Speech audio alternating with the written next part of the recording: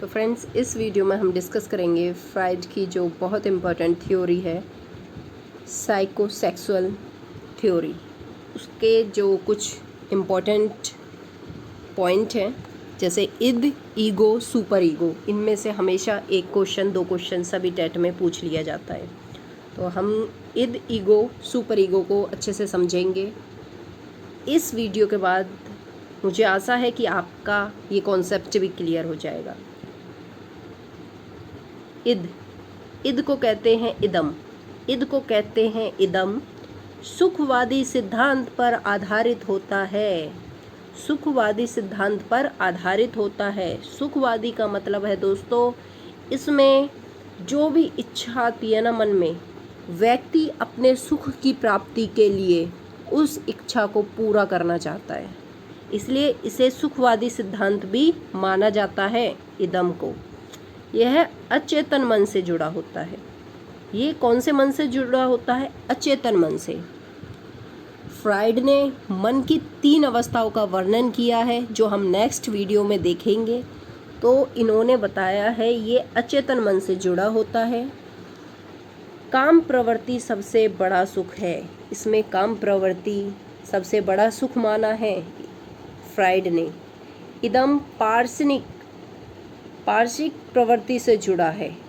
इद, ego, अहम द्वारा नियंत्रित होता है। जो ये इद है ना, वो ईगो यानी अहम जो सेकंड है, जिसे ईगो कहा जाता है, उसके द्वारा, सेकंड है, इसके बाद इद के बाद हम ईगो वाला कॉन्सेप्ट पढ़ेंगे, यानी वही इस पर नियंत्रण रखता है। देखो, यह इच्छाओं को तुरंत पूरा करना चाहता है। जैसे कोई भी इच्छा आई, ठीक है, मेरा मन करा कि मैं किसी की कॉपी चुरा लूँ, तो मैं चाहूँगा कि ये जो इच्छा है मेरी जल्द से जल्द पूरी हो जाए। मैंने देखा किसी पे नई बाइक है, तो मेरा मन करेगा उस बाइक को चुरा लूँ। यानी इसमें नेगेटिव वर्क ही होता है। इद में हमेशा नेगेटिव वर्क ही होता है। चोरी करना, किसी को मार देना, किसी का कत्ल करना, ये सब किस में शामिल होता है दोस्तों? ये शामिल होता है इदम में। किस में शामिल होता है? इदम में। जितनी भी नेगेटिव बातें होती हैं वो इदम में ही विद्वान होती हैं। यह इच्छा को तुरंत पूरा करना चाहता है।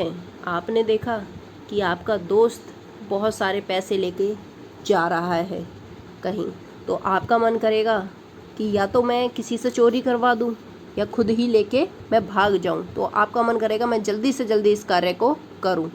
क्यों? क्योंकि जब आपको पैसों की प्राप्ति होगी तो आपको सुख की अनुभूति होगी। ये जो है स्टेज फ्यूचर के बारे में नहीं सोचती, ये वर्तमान के बारे में ही सोचती है। वर्तमान में इसे सुख चाहिए, फ्यूचर का इसे कुछ नहीं पता, भविष्य में बेशक कुछ भी हो इसके लिए सुख की प्राप्ति यानी चाहती है वर्तमान में। नेक्स्ट है जन्म से विद्यमान होती है। जो ये स्टेज होती है इदम, ये जन्म से ही व्यक्तियों में पाई जाती है। फ्राइड इससे व्यक्तित्व का सबसे महत्वपूर्ण, ये पॉइंट नहीं है, ये व्यक्तित्व का सबसे महत्वपूर्ण हिस्सा मानते हैं। फ्राइड ने कहा है सबसे महत्वपूर्ण हिस्सा व्यक्तित्व का इदम है, इद है। यानी किसको माना है फ्राइड ने? 1 नंबर का क्वेश्चन है, बहुत बार रिपीट हो चुका है। फ्राइड ने व्यक्तित्व का सबसे महत्वपूर्ण हिस्सा किसे माना है? तो वो माना है इद को। किसे माना है? इद को। लिबिडो से संबंधित इच्छाएं शामिल हैं। इसमें लिबिडो से संबंधित सभी इच्छाएं शामिल होती हैं। तो लिबिडो मैं बता दूं, लिबिडो कहते हैं सेक्सुअल अर्ज को। किसे कहते हैं? सेक्सुअल अर्ज को। काम प्रवृत्ति व्यक्ति में होती है, उसे कहते हैं लिबिडो। क्या कहते हैं? लिबिडो। ठीक है, ये क्वेश्चन भी बनता है कि लिबिडो किस इद से संबंधित है, ईगो से संबंधित है, सुपर ईगो से संबंधित है? तो ये किससे संबंधित है? ये इद से संबंधित है। इद से संबंधित है लिबिडो। तो आपको पता पड़ गया होगा इसमें क्या होता है। ये एक सुखवादी सिद्धांत होता है, क्योंकि व्यक्ति अपनी सुख की प्राप्ति के लिए अपनी इच्छाओं की पूर्ति करना चाहता है। वो नेगेटिव ही इच्छाएं होती हैं इसके अंतर्गत। जितनी भी होंगी, चोरी करना, किसी को मार देना, किसी के साथ गलत करना, गाली देना, ये सब इसी में शामिल होते हैं। नेक्स्ट है ईगो। ये सेकंड है अहम। इसे किया जाता है अहम। आपने सुना होगा इसे क्या कहते हैं दोस्तों? इसे कहते हैं, इसमें वास्तविकता, रियलिटी जिसे बोलते हैं, क्या कहते हैं?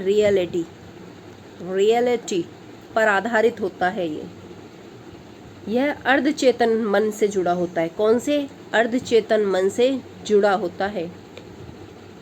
क्वेश्चन बनता है, ईगो मन की किस अवस्था से जुड़ा होता है? तो ये मन की अर्धचेतन अवस्था से जुड़ा होता है।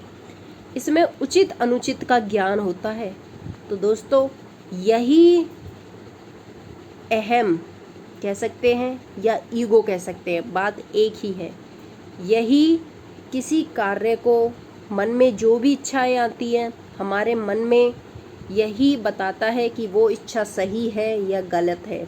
अगर गलत होती है तो ये कोशिश करता है कि वो इच्छा पूरी ना की जाए, उस पर क्या लगाता है?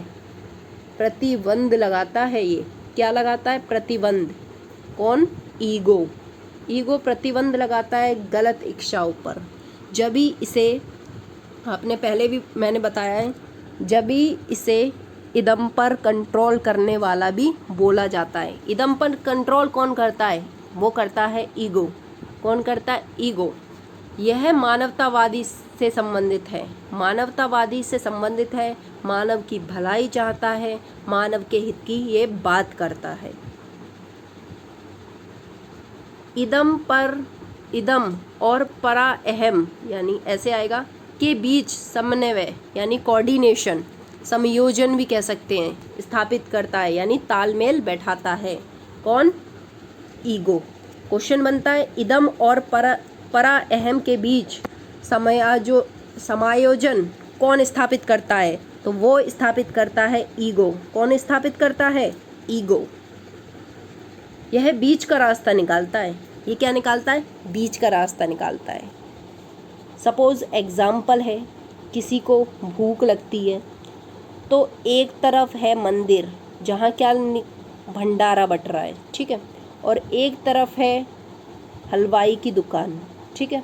व्यक्ति यहाँ खड़ा है, व्यक्ति पे पैसे नहीं है, व्यक्ति पर पैसे नहीं है, ये व्यक्ति है, इस पे पैसे नहीं हैं, तो इसका मन करेगा क्यों ना जलेबी खा लूँ, जलेबी बन रही है गरम गरम, जलेबी खा लूँ।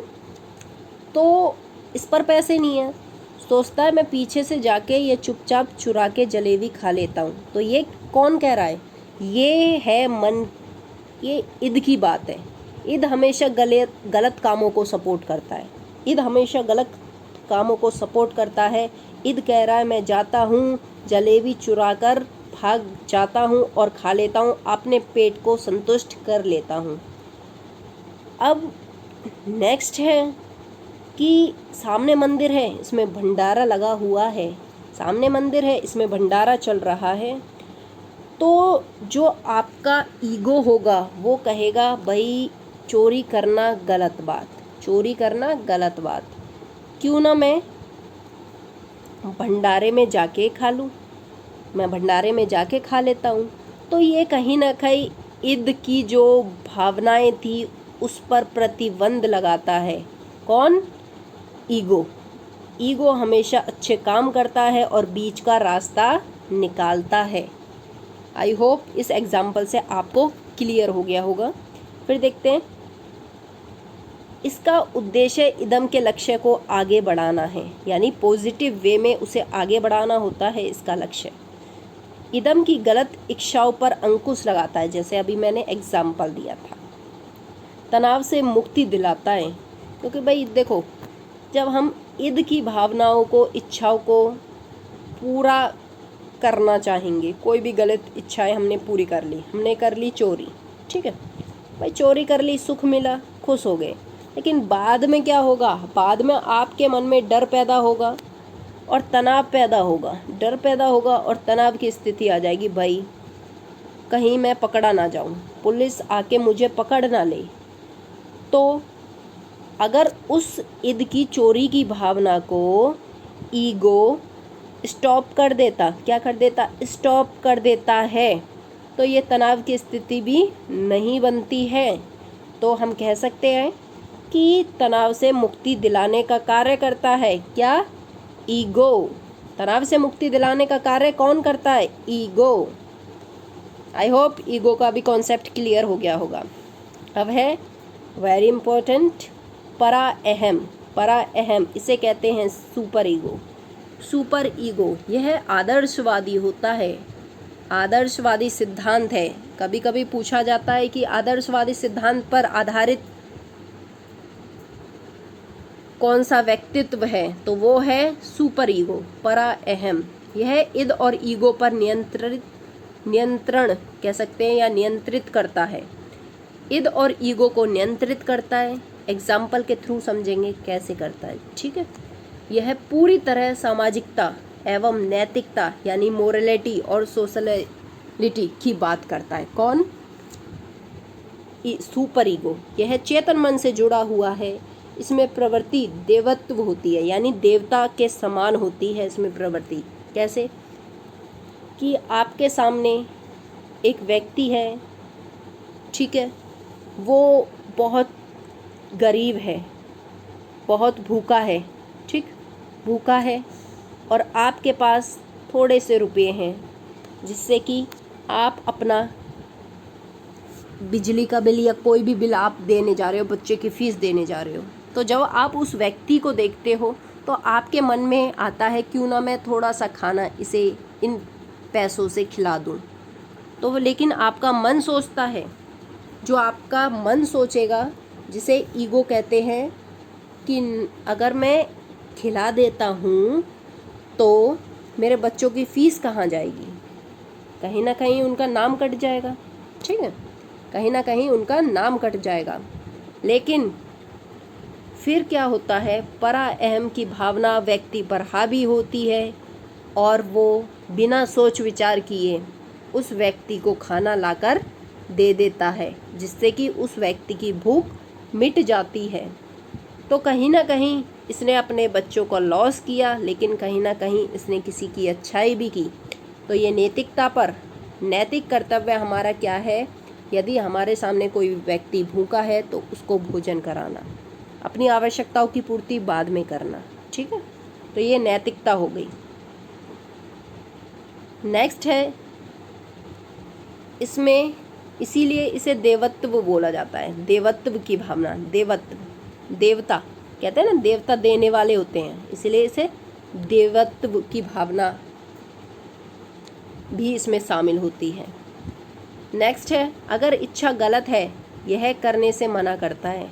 कोई भी इच्छा, कोई भी संकल्प हमारे मन में आ रहा है, उससे ना समाज का भला है ना किसी अन्य व्यक्ति का भला है, ओनली हमारा ही भला है। यानी ईद वाली बात कहें हम, सुखवादी सिद्धांत जो ईद पर की बात करता है, तो वो जैसे चोरी करना, ठीक है, किसी के मैं नोट्स चुरा लूँ सीटेट पास करने के लिए, तो ये जो है ना सुपर ईगो इस चीज़ की मनाही करता है कि भाई तू ऐसा मत कर, क्योंकि उसने भी तो मेहनत की होगी। कहीं ना कहीं इसमें भी आपकी नैतिकता झलकती है। नेक्स्ट है, इसका जो विकास है, ये पॉइंट नहीं है, इसका विकास देर से होता है। इसका विकास देर से होता है जब व्यक्ति 40 के पार हो जाता है, कह सकते हैं, या 30-35 के पार हो जाता है। आपने बूढ़े लोगों में जो ओल्ड एज वाले होते हैं यही भावनाएं देखी होंगी, वो दूसरों का भला ये करते हैं। वैसे कईयों में ये क्वालिटी पहले से भी होती है। यह नैतिकता की बात करता है, ये हमारा पॉइंट हो गया। तो इसे एग्जाम्पल से समझते हैं कि कैसे क्या है। ये एग्जाम्पल मैंने लिया है, बीमार बच्चा है। आपने हैंस की दुविधा वाला सुना होगा, जिसमें हैंस की दुविधा थी, तो उसी के ऊपर मैंने ये एग्जाम्पल सेट किया है, उसी के ऊपर ये एग्जाम्पल सेट किया है। देखते हैं क्या है एग्जाम्पल, जिससे कि आपका पूरा कॉन्सेप्ट दोस्तों क्लियर हो जाएगा। बीमार बच्चा है, डॉक्टर आता है। ये जो बच्चा है ये पुअर फैमिली से बिलोंग करता है, पुअर फैमिली से, ठीक है। ओनली इसकी माँ है, फैमिली में कोई नहीं है। ठीक है, डॉक्टर आता है, भाई फीवर है, अच्छी बीमारी हो गई है बच्चे को, तो वो क्या मेडिसिन लिख देता है और माँ से कहता है कि अगर इस बच्चे को ये मेडिसिन नहीं मिली तो इसकी मृत्यु भी हो सकती है। ठीक है, डॉक्टर कह के चला जाता है। अब आता है माँ का नंबर। माँ को बहुत चिंता होती है, माँ बहुत उसकी केयर करती है, सर पर पट्टी रखती है। आपने देखा होगा जब आप बीमार होते हैं तो माताएं ऐसे ही करती हैं। ठीक है, सर पर पट्टी रखती हैं, खूब केयर करती हैं। लेकिन वो यहाँ विचार भी करती है, जब उसके बच्चे का बुखार नहीं उतरता है, बच्चा ठीक नहीं होता है, तो वो एकांत में जाकर सोचती है, वो एकांत में जाके सोच विचार करती है कि मुझ पर पैसे नहीं हैं। ठीक है, तो मैं क्या करूं? यही विचार करते हुए वो केमिस्ट पर जाती है। जब केमिस्ट पर जाती है तो दवाई मांगती है, दवाई वाला पैसा मांगता है, पैसा उस पे है नहीं, तो वो दवाई देने से इनकार कर देता है। फिर ये सोचती है कि यदि मैं बच्चे को दवाई नहीं दिलाऊंगी तो मेरा बच्चा क्या हो जाएगा? मर जाएगा। तो अब क्या होता है, केमिस्ट की शॉप पे अब इसके मन में ये विचार आता है, क्यों ना मैं चोरी कर लूँ। तो दोस्तों, ये चोरी की भावना कौन से उस पे आती है? ये आती है इद पे। किस पे आती है? इद पे। इद कहता है मैं चोरी कर लूँ, ईगो कहता है चोरी के बावजूद भी काश कोई ऐसा रास्ता हो जिससे कि मैं अपने बेटे को दवाई दिला सकूं। ठीक है, एक उसके मन में चोरी का कॉन्सेप्ट आता है, ये ईद की बात है। एक उसके मन में आता है मैं केमिस्ट पर काम कर लूँ। तो ये जो चोरी वाली भावना उसके मन में आ रही है, तो कहीं ना कहीं जब सुपर ईगो व्यक्ति पर हावी होता है तो वो क्या कहता है? नहीं, चोरी करना गलत बात, हमारे संस्कार चोरी के नहीं हैं, मैं चोरी नहीं करूँगी। तो वो चोरी नहीं करती है। तो उससे क्या होता है, कुछ समय बाद उसका बेटी जो भी थी वो एक्सपायर हो जाती है, क्योंकि उसे दवाई नहीं मिली होती है। तो दोस्तों, कहीं ना कहीं कभी कभी सुपर ईगो भी हमारा लॉस करता है। अधिक परा अहम यदि हम में है तो वो भी हमारा कहीं ना कहीं लॉस करता है। यदि वो चोरी कर लेती तो क्या होता? बाद में जो होता देखा जाता, परंतु उसका बच्चा तो बच जाता। अब आप समझ गए होंगे कि अधिकतम, चाहे वो सुपर ईगो हो, परा अहम हो या इदम हो, लॉस हमारा करता है। तो ये था दोस्तों आज की वीडियो का कॉन्सेप्ट। आई होप आपको समझ आ गया होगा। ऐसी ही वीडियो लेने के लिए आप बने रहें और सब्सक्राइब करें हमारे चैनल को।